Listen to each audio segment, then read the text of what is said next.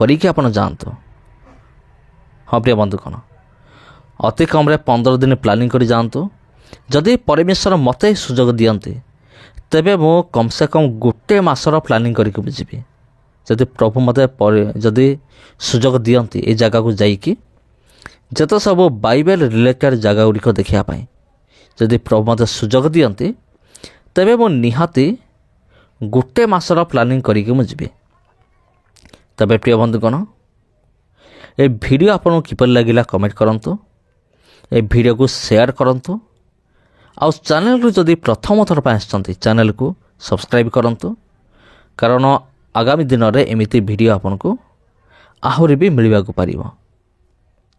ତେବେ ପ୍ରିୟ ବନ୍ଧୁଗଣ, ସମସ୍ତଙ୍କୁ ପ୍ରଭୁ ଯୀଶୁଖ୍ରୀଷ୍ଟଙ୍କର ମଧୁମୟ ନାମରେ ମୋର ଆନ୍ତରିକ ନମସ୍କାର।